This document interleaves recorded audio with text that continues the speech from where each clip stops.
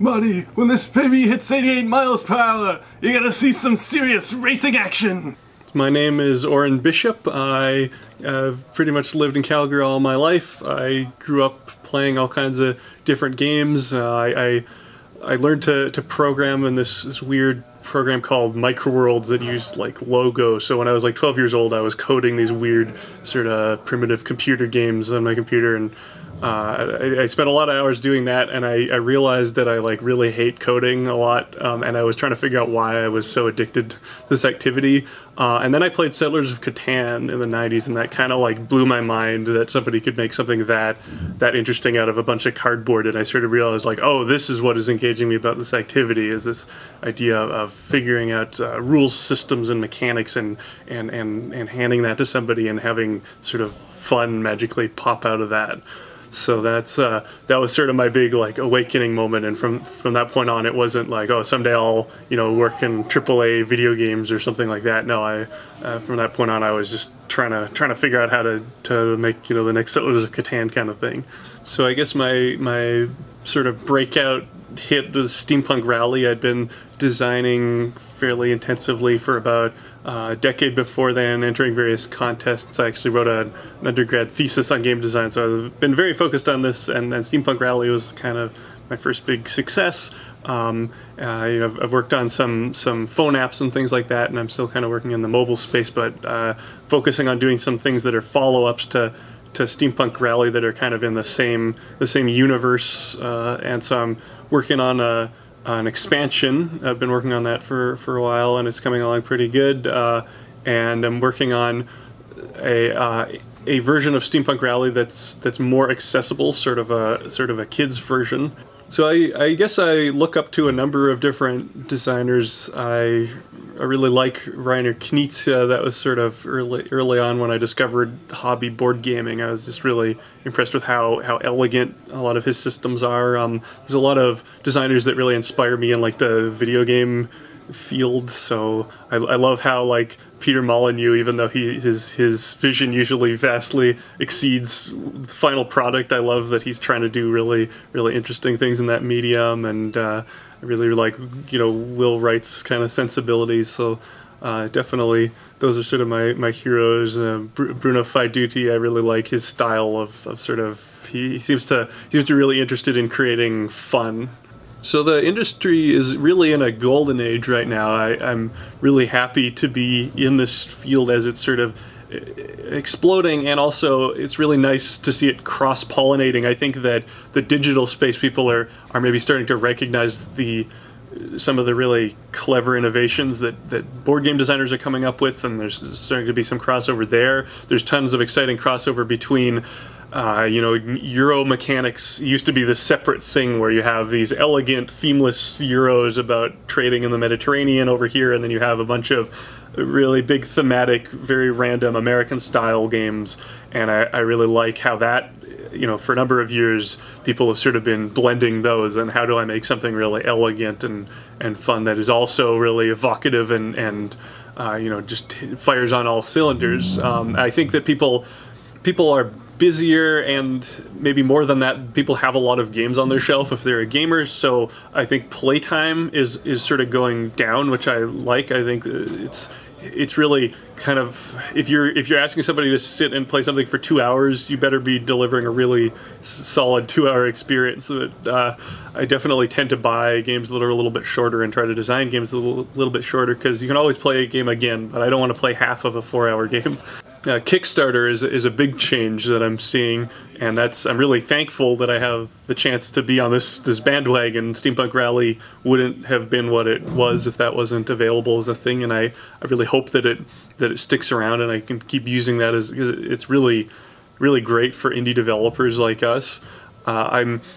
I don't know, I always sort of worry that it's a bubble, that people at some point are going to be like, this sucks, and just like abandon it. I think if you're going to use Kickstarter, you really have to think about building a brand for yourself, and not just like, how can I make as much money as possible by throwing something half-baked up there, but really you want to put up something that's really developed, so that when people get it, they want to go and back your next project, and you can keep cranking that out. Because even if you're making a ton of money on Kickstarter, it's expensive to make a game and do all of these other things. So you're not just going to immediately be rich by throwing something up there. So it's better, I think, if you want to do this professionally, to really take pride and develop things, and that would be better for all of us, because if anything is going to tank the Kickstarter bubble, it would be people throwing half-baked ideas and having people lose faith in the whole process. But I hope it sticks around as a viable funding system for many decades. So I quickly realized when I started getting into this that most of game design is actually game development, that it's mostly playtesting, sitting down with people, and iterating on ideas, which I really like that communal aspect, getting together and brainstorming and problem solving, and just putting things on the table, and when you see other people get excited about something that you made out of cardboard, it's kind of cool. It makes you feel kind of like a wizard. Some of the things I don't like, I really I don't put any effort into my prototypes anymore at all. I used to try to sort of make nice art and things like that, and sort of hope that people would like the game more if it looked pretty. And at this point, I feel like it's counterproductive, because it takes time. It makes you less likely to want to change things about the game in future, because you don't want to go through all that again, and it kind of, maybe it could fool your audience into thinking that the game is good when it's not, if it looks pretty. So I like to go without a net and just put stuff that I scrawled up in MS Paint. I'm sure that all of my playtesters appreciate that everything looks like it was done in 3 seconds in MS Paint, but that has become more and more my style. Calgary's a really vibrant game design community, and I'm really thankful to be here, because such a big part of the process, like I said, is just that development, putting something on the table, getting people's thoughts and brainstorming, and just having those quality people around, especially in early stages. I'll go out and just try to playtest with random people when I have something that's fairly developed, but when I have something really, really raw that I just need to figure out where I'm going with it, it's really invaluable to have people around, and you gain a bunch of experience playtesting their games, and it's just a really, really great community here in Calgary. We keep winning the Canadian Game Design Award, and it's because we, people here, we have there's really great designers all over Canada, but I feel like we meet a lot. Like I playtest twice a week usually, and we just have a very, very tightly knit crew, which is great. So if you're trying to get into this, I would say first rule of advice is don't put a lot of time into a lavish prototype, and especially don't sink a bunch of money. Don't go hire a bunch of artists before you have a solid product that you're ready. Even if you're going to find a publisher for it, you don't even need to pay artists. That's what the publisher will do for you. And I would say just get something on the table and get it play tested with people that know what they're talking about as early as possible, I think. Especially if you're just starting out. I think it's so easy to just spend a whole bunch of time developing and coming up with all these elaborate things. I think also people usually put way too much effort into like game content, by which I mean different cards and abilities and player powers and all this fancy stuff, and they'll spend a lot of time developing all of this content before they really have the core system in place. And so I try to develop as little content as possible, sort of the bare minimum, until I'm really, really happy with how the base rules are working. And sometimes I break my own rule on that, but I think it makes it a lot more efficient, and it makes it makes you more willing to change things that are not working when you don't have to go redo 50 million cards because you've changed how the drawing mechanic works or something.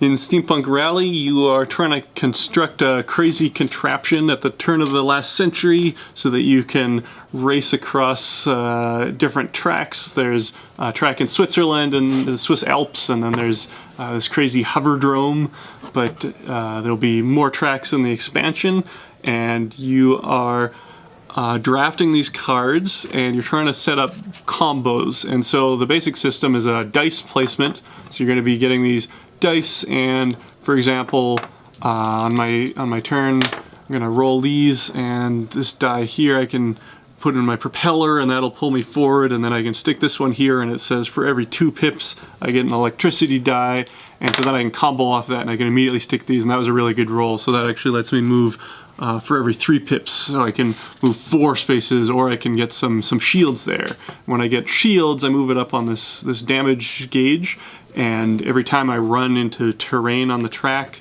I'm going to be losing points on this. It's fine as long as I'm in the green, but if I'm in the red, I need to lose that many parts off of my machine at the end of the round. I have to make the explosion sound effect. They go pow, pow, pow, and I go back to 0. So it's a very, very action-packed race. Everybody's running around playing special action cards on each other, and so you got some sort of Euro-y kind of puzzle solving with the machines, and you got lots of racing action. You got these cool Kickstarter cogs, or if you didn't back the Kickstarter, you got these kind of regular cogs.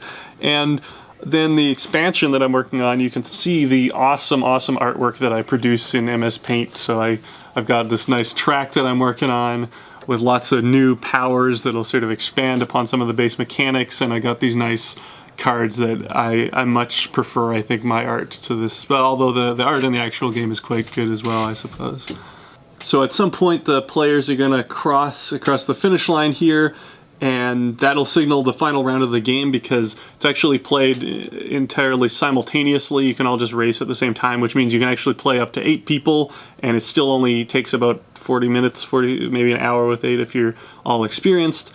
And so you're all going at the same time, so as soon as somebody crosses, that signals the next round is going to be the big ultimate final round, and then everybody makes a big final push and they try to get past here, and usually you've sort of limped your way over these mountains at the end, and you've exploded down to some very basic part of your machine, and then you sort of limp forward and try to grind every last possible inch you can out of your horrible monstrosity that is lurching forwards. Lots of lurching.